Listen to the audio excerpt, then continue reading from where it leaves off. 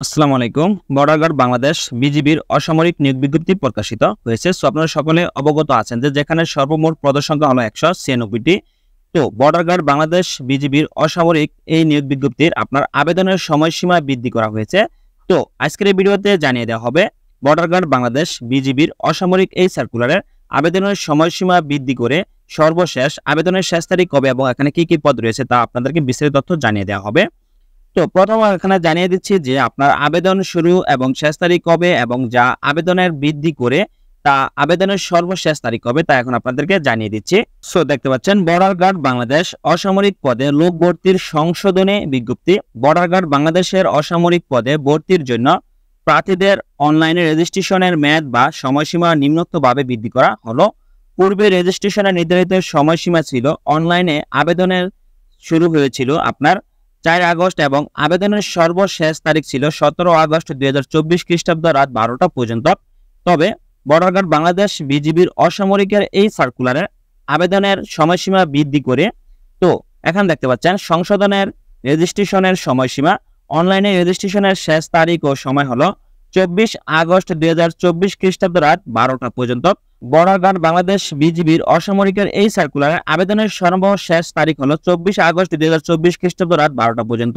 So এই সময়ের মধ্যে আপনারা আবেদন করতে পারবেন। তো এখানে দেখতে পাচ্ছেন joinborderguard.bgb.gov.bd ওয়েবসাইটে প্রবেশ করে প্রার্থীরা আবেদন করতে পারবেন সকল জেলা হতে।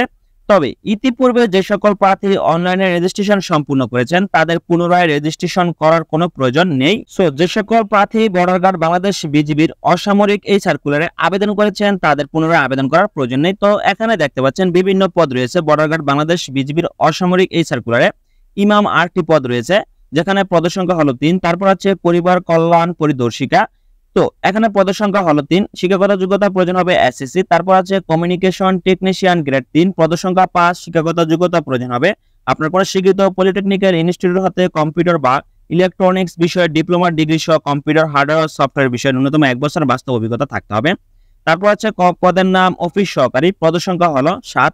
শিক্ষাগত যোগ্যতা প্রয়োজন হবে এইচএসসি। তারপর আছে পদের নাম ড্রাফটসম্যান পদের সংখ্যা 4। শিক্ষাগত যোগ্যতা মাধ্যমিক স্কুল সার্টিফিকেট বা এসএসসি পাস হলে আবেদন করতে পারবেন। তারপর আছে পদের নাম যানবাহন চালক হালকা লাইসেন্সধারী গ্রেড 16তম গ্রেডে বেতন প্রদান করা হবে পদের সংখ্যা 1। শিক্ষাগত যোগ্যতা প্রয়োজন হবে এসএসসি তবে অবশ্যই ড্রাইভিং লাইসেন্স থাকতে হবে। তারপর আছে পদের নাম কার্পেন্টার পদের সংখ্যা 7। শিক্ষাগত যোগ্যতা প্রয়োজন হবে 8ম শ্রেণী বা জেএসসি। তারপর আছে ক্রমিক নম্বর 8 পদের নাম কমিউনিকেশন টেকনিশিয়ান গ্রেড 4 পদের সংখ্যা হলো 3। শিক্ষাগত যোগ্যতা প্রয়োজন হবে উচ্চ মাধ্যমিক সার্টিফিকেট বা এসএসসি পরীক্ষা উত্তীর্ণ হতে হবে তবে অবশ্যই বিজ্ঞান বিভাগ থেকে আপনার পাস করতে হবে।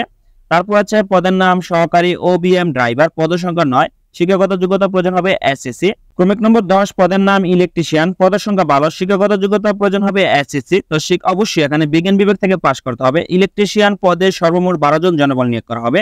তারপর আছে পদের নাম বুট মেকার পদের সংখ্যা 3। জেএসসি বা 8ম শ্রেণী পাস হলে আবেদন করতে পারবেন। পদের নাম লস্কর পদের সংখ্যা 2। জেএসসি বা 8ম শ্রেণী পাস হলে আপনি আবেদন করতে পারবেন। তারপর আছে ক্রমিক 13 পদের নাম ওয়ার্ড বয় পদের সংখ্যা 3। জেএসসি বা 8ম শ্রেণী পাস হলে আবেদন করা যাবে।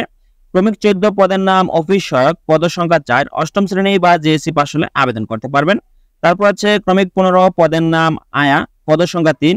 জেএসসি বা কোনো স্বীকৃত বোর্ড হতে জুনিয়র স্কুল সার্টিফিকেট বা সমান পরীক্ষা উত্তীর্ণ হলে আবেদন করতে পারবেন। তারপর আছে পদের নাম মালি পদের সংখ্যা 2। শিক্ষাগত যোগ্যতা প্রয়োজন হবে জেএসসি।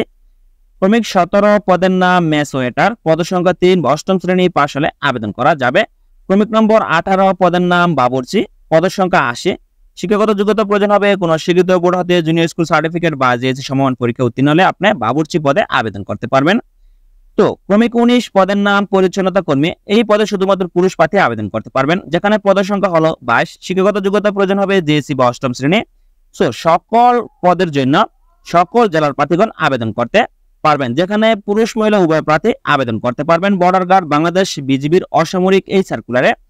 তো যে সকল প্রার্থী আবেদন করবেন তারা অবশ্যই নির্ধারিত সময়ের মধ্যে আবেদন সম্পূর্ণ করবেন। সো এই ছিল বর্ডার গার্ড বাংলাদেশ বিজিবির অসামরিক নিয়োগ বিজ্ঞপ্তি সম্পর্কে বিস্তারিত আলোচনা। সো ধন্যবাদ সকলকে, ভালো থাকবেন, সুস্থ থাকবেন, আল্লাহ হাফেজ।